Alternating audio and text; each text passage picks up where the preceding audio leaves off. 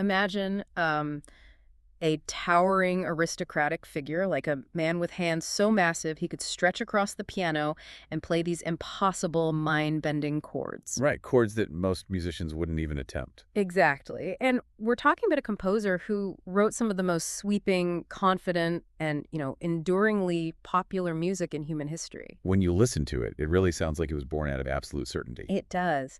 But now I want you to hold that image and imagine that exact same genius completely paralyzed by a 3-year depression. Oh, wow. Yeah, imagine him so devastated by a single bad review that he honestly believed he was permanently broken.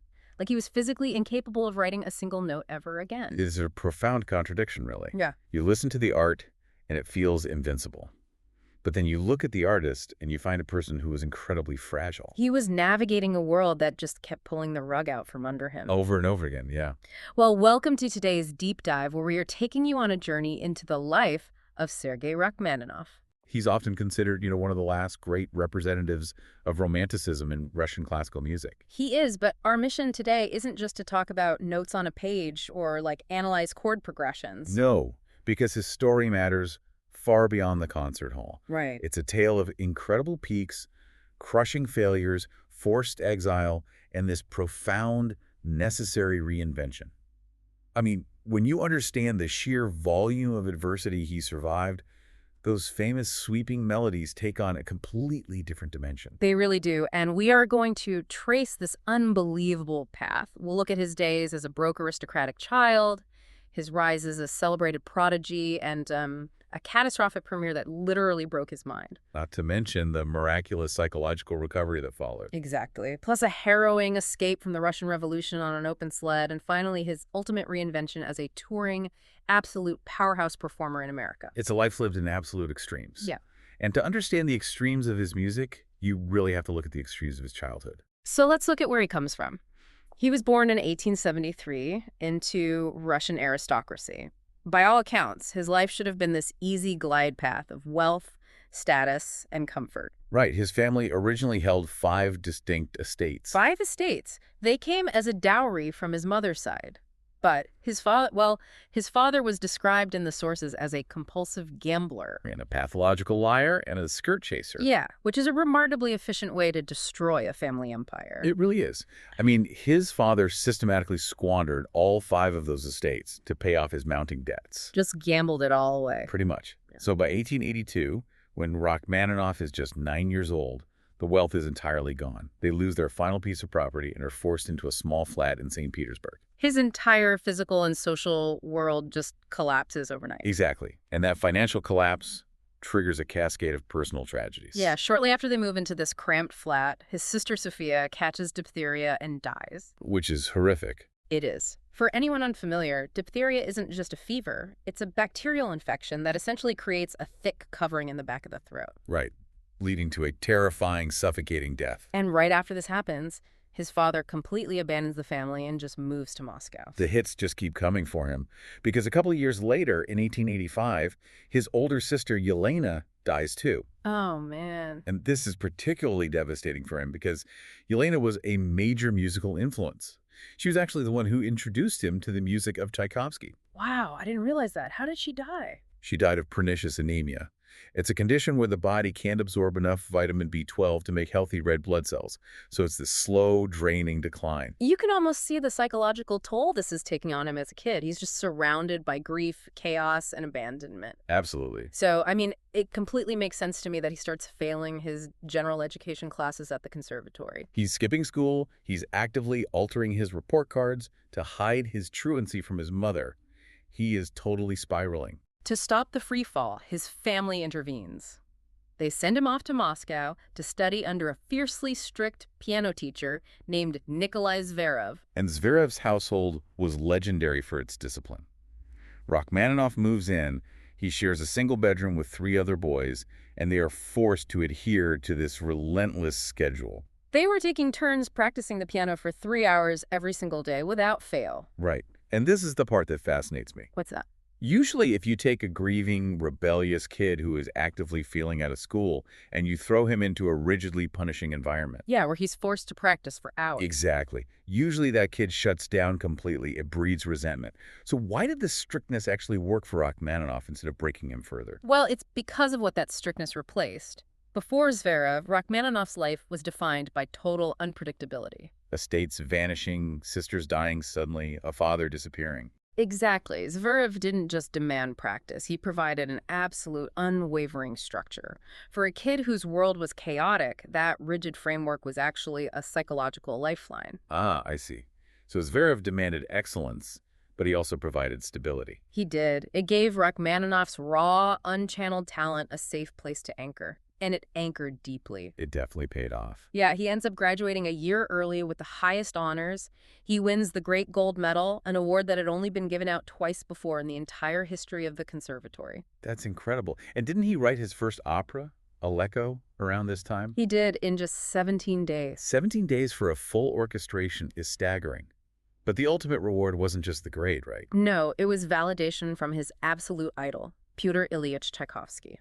Tchaikovsky attended the premiere, loved the work, and really championed this young composer. And for a Russian musician at that time, Tchaikovsky's blessing was the ultimate crowning achievement. So he's done it. He's survived the trauma and emerged as the brilliant new voice of Russian music. But just as he ascends to this peak, the ground gives way again. Right, because in 1893, Tchaikovsky dies suddenly of cholera. Rachmaninoff is deeply grieving, but he also feels this immense pressure of stepping into the massive void Tchaikovsky left behind. Which brings us to 1897 and the premiere of his Symphony No. 1. This is a massive pivot point. The premiere of Symphony No. 1 is widely considered one of the most famous disasters in the history of classical music. Here's where it gets really interesting. The conductor for the evening was Alexander Glazunov, and the sources point to a whole cascade of failures on his part. He made terrible use of the rehearsal time, for one. Yeah, leaving the orchestra fundamentally underprepared for a very complex, ambitious piece of music. And there are multiple accounts which were later corroborated by Rachmaninoff's own wife, suggesting that Glazunov was visibly drunk on the podium. Wow. And if you think about the mechanics of an orchestra, the conductor is the central nervous system. If the conductor is compromised and the musicians don't know the piece, the sections fall out of sync. The brass clashes with the strings, the tempos drag, the dynamics are just muddied. It wasn't just a bad performance, it was auditory chaos. And the critics were waiting to pounce. The reviews were beyond vicious. Think about what it feels like today to fail publicly. Maybe you make a massive mistake at work and everyone sees it. Now imagine your failure being dissected in the national press by industry giants. Right. And there was one review in particular from the nationalist critic and composer César Cui. Oh, that one is brutal. He likened the symphony to a depiction of the 7 plagues of Egypt. He even suggested it would only be admired by the inmates of a music conservatory in hell. A conservatory in hell. I mean, that is a devastatingly cruel piece of writing. And for Rachmaninoff, it triggered a complete psychological collapse. He slipped into a profound depression that lasted for 3 solid years. 3 years of complete creative silence. He famously described himself as a man who had suffered a stroke and lost the use of his head and hands. That phrasing really strikes me. Yeah, he didn't just say he felt sad. He felt physically disconnected from his own talent, like the neurological pathway between his brain and the piano had been severed. His family and friends were desperate to pull him out of it, too. His aunt even arranged for him to visit the legendary writer Leo Tolstoy. Right. The thinking was that an audience with Russia's greatest literary giant might provide some profound encouragement. But Tolstoy's advice completely failed to reach him. The writer's block remained absolute. So he is stuck. He's a blocked genius. He has no money, and he's forced to give private piano lessons just to survive, which, by the way, he absolutely hated. It is an incredibly bleak existence. It really is. But then his aunt suggests a deeply unconventional idea for the time. She points him toward a physician and amateur musician named Dr. Nikolai Dahl. And Dr. Dahl specialized in professional hypnotherapy. This treatment fundamentally alters the course of musical history. Between January and April of 1900, Rachmaninoff went to Dr. Dahl for daily sessions. Every single day, for over 3 months. Okay, let's unpack this because I need to understand the mechanics here. When people hear hypnosis, they picture, like, A guy swinging a pocket watch and saying, "You are getting sleepy." Right, the stage magic cliché. Exactly. So how does a doctor actually cure a deeply ingrained 3-year writer's block using early 20th century hypnotherapy? Well, it wasn't a parlor trick. It was a comprehensive medical intervention. Dr. Dahl understood that Rachmaninoff's creative block was a symptom of total nervous system exhaustion. Oh, that makes sense. So he didn't start by demanding music. He used the hypnotic, highly suggestible state to repair the foundation first. He focused on improving Rachmaninoff's sleep patterns, stabilizing his mood, and returning his appetite. So he fixed the physical stuff first. Exactly. Once the physical and psychological exhaustion began to lift, Dahl would plant the post-hypnotic suggestion. He told him that his desire to compose would return naturally and that the work he produced would be of excellent quality. He basically rewired him from the ground up. And the unbelievable thing is, the treatment actually works. It does. By the summer of 1900, Rachmaninoff feels new musical ideas stirring. He channels all of that suppressed emotion into his famous Piano Concerto No. 2. And he rightfully dedicates the piece to Dr. Dahl. Yeah, and it becomes a massive, award-winning triumph. It wins the Glinka Award and cements itself as one of the most beloved piano concertos ever written. It's a complete resurrection. And he doesn't just recover creatively, his personal life blossoms too. Riding this high, he marries his cousin, Natalia. Which is an interesting story in itself. Yeah, the Russian Orthodox Church strictly forbade first cousins from marrying, so they actually had to circumvent the law by having a secret wedding in a military barracks chapel. Wow. He also takes a post as a conductor at the Bolshoi Theater around this time. And he becomes known as a highly disciplined, Wagner-influenced conductor. In fact, the sources specifically note he pioneered the modern orchestra pit arrangement there. That's a really crucial innovation. Why is that? Well, before this, orchestras often sat on the same level as the audience, or maybe only slightly lowered, which meant their sound often overpowered the singers on stage. Oh, and the lights too, right? Yeah, the glowing lights from their music stands distracted the audience.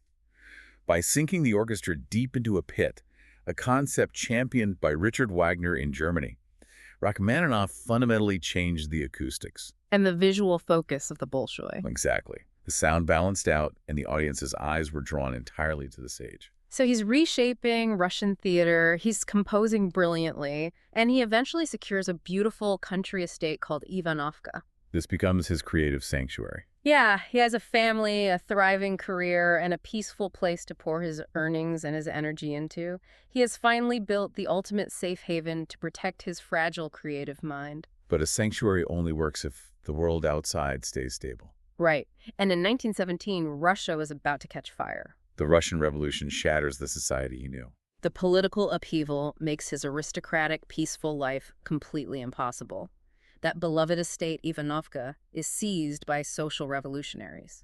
And just to clarify, from the sources, these were agrarian socialists who believed that land should belong to the peasants who worked it, not the aristocracy. Right, and we aren't taking any political sides here, just reporting the facts from the sources. The result for Rachmaninoff was that the estate was eventually confiscated by the authorities and just left to ruin. Recognizing the danger to his life and his family, Rachmaninoff orchestrates this desperate escape. He uses a fortuitous invitation to perform a short series of concerts in Scandinavia as a pretext. Right? Exactly, to secure travel visas from the authorities. So in December 1917, the 44-year-old composer, his wife, and their 2 daughters leave everything behind. They travel on an open sled in the dead of winter to the Finnish border and then take a train to Helsinki. Just put yourself on that open sled for a second. The freezing cold, the sheer terror of being stopped by guards, the realization that you are abandoning your entire identity. They carried only small suitcases. Rachmaninoff brings a few composition sketches and the score to an opera by Rimsky-Korsakov. A lifetime of wealth, status, and artistic achievement reduced to what you can carry in the snow. They eventually secure passage on a ship and sail into New York in 1918. If we connect this to the bigger picture, that sled ride saved his physical life, but it fundamentally fractured his artistic soul. Leaving Russia was a trauma he never truly recovered from creatively. He later said, "Losing my country, I lost myself also." The numbers are stark. In the 24 years he lived after leaving Russia, he completed only 6 new pieces of music. 6. When you compare that to the absolute torrent of music he produced before the revolution, it's clear the exile severed his connection to his muse. His roots were pulled up and the music just stopped flowing. It's a tragic silence, but it also forces the most impressive pivot of his life. Wait, hold on. The math isn't adding up for me here. If the guy has lost his muse and stopped writing the music that made him famous, how is he surviving in America? What do you mean? The sources mention he lived an upper-middle-class lifestyle. He had a personal chef, a chauffeur, he bought custom-tailored suits, drove the newest cars, and eventually lived in Beverly Hills. Right. How do you finance all of that if you aren't writing new music? You do it by executing one of the most grueling career reinventions in history. When he arrived in America, he was 44 years old, deeply in debt, and had a family to support. He realized that waiting for a muse to return wasn't going to pay the bills. Exactly. But he possessed one undeniable, bankable asset. He was a phenomenally gifted piano player. So he decided to abandon composing as his primary income and become a full-time touring concert pianist. But his repertoire was tiny. Up until then, he had mostly just played his own compositions. So he puts himself through a second musical boot camp. He practices relentlessly, day and night, to master the standard classical repertoire. We're talking Beethoven, Chopin, Liszt. Yes. He transforms himself into an absolute powerhouse on the keys, giving dozens of demanding concerts a season across America and Europe. He basically becomes a touring rock star. And audiences flocked to see him because his style was so incredibly distinct. He was famous for a crystal-clear tone. Yeah, he refused to use the foot pedal to blur his mistakes or muddy the sound. Every single note had to be distinct and perfectly articulated. And he had this fascinating architectural approach to playing. He meticulously calculated what he called the culminating point of every single piece. He viewed a piece of music not as a series of emotions, but as a structure. He believed there was one specific peak, a singular culminating point that the entire piece had to build toward. He didn't just play songs, he built audio architecture. Imagine laying the bricks of a massive suspension bridge. Every microscopic tempo shift, every dynamic change was calculated to support the weight of that one ultimate structural climax. If he missed that peak by even a fraction of a second, he felt the whole bridge collapsed in his mind. And to build that architecture, he relied on a physical body that was genuinely anomalous. Right, he was very tall, very slender, and his hands were legendary. The stretch of his fingers was simply superhuman. On his left hand, he could stretch to play a 12th. For non-pianists, what does that actually mean? It means he could hit a C, stretch past the E flat and the G, hit the next C, and reach all the way to the next G up, all with one hand pressing those keys simultaneously. Wow. You literally cannot write or play music like that unless you possess giant hands. And this physical anomaly has led to a lot of medical speculation. Doctors and historians have looked at his incredible hand span, his height, his unusually long limbs. Not to mention the fact that he suffered from lifelong back pain and arthritis. Right. Many have theorized he had Marfan syndrome, which is a genetic disorder affecting the body's connective tissue. But that's not the only theory, right? No, an article in the Journal of the Royal Society of Medicine suggested an alternative, acromegaly. What's that? That's a disorder where the pituitary gland produces too much growth hormone. The researchers speculated that acromegaly could explain not just the stiffness in his hands and his large frame, but perhaps even his lifelong bouts of severe depression. Because that's a known symptom of pituitary issues. Exactly. We will never have a definitive diagnosis, but his unique biology was undeniably the engine behind his unique sound. And luckily for us, he lived during the dawn of the recording era, so we actually get to hear that engine work. Though, true to form, he was intensely difficult to work with. Oh, yeah. He initially signed with Edison Records, but he hated the experience. Edison only offered him a limited contract for 10 sides of a record. And the audio equipment was constantly malfunctioning. Plus, Rachmaninoff despised the company's musical tastes, so the minute his contract expired, he jumped to Victor Records. And Victor understood exactly who they were dealing with. They treated him like royalty and really accommodated his obsessive perfectionism.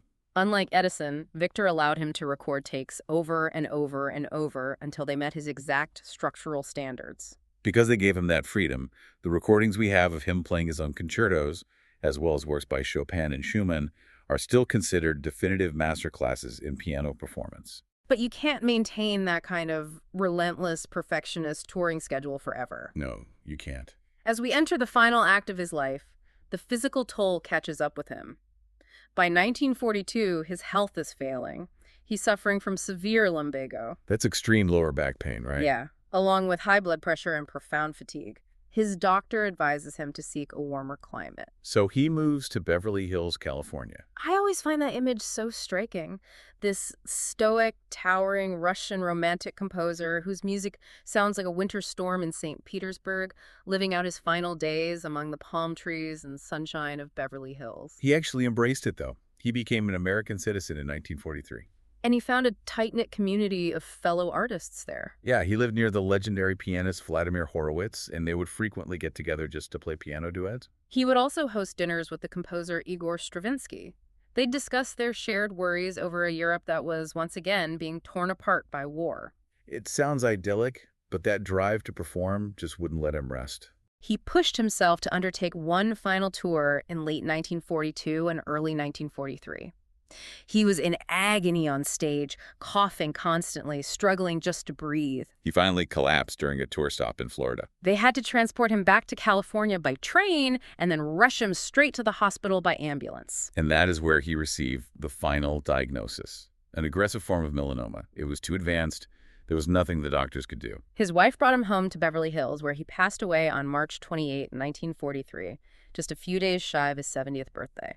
It's an incredible arc of a life, and what's fascinating is how the academic world initially reacted to his death. Yeah, if you looked up Rachmaninoff in a major music encyclopedia in the 1950s, like a prestigious Grove dictionary, the entry was incredibly snobbish. The critics dismissed his life's work as monotonous and artificial, confidently predicting that his popularity would quickly fade. It stands as one of the most spectacularly wrong predictions in music history. The academic snobbery completely failed to recognize the emotional durability of his work. His music didn't fade. It became universally beloved. It has anchored the classical repertoire, been utilized in countless films, and inspired generations of musicians across all genres. Because it possesses an emotional truth that you just can't fake. And that brings me to a final thought I want you to mull over today. Think about the intricate relationship between displacement, trauma, and art. It's a huge question. If Alexander Glazunov hadn't been drunk and hadn't completely botched that premiere back in 1897, or if the Russian Revolution hadn't forced Rachmaninoff onto an open sled to abandon his homeland, how many more symphonies might he have written? We might have seen dozens of masterpieces from him. We might have. But the music we did get, those soaring, desperate, incredibly beautiful melodies, they were forged in the fires of that exact adversity. The pain wasn't just a byproduct. It was the raw material. It leaves you wondering, does true, enduring artistic resonance actually require the very heartbreak that almost silenced him? That is the ultimate paradox of his legacy. Something to keep in mind the next time you hear one of those impossible chords. Thank you for joining us on this deep dive. We'll see you next time.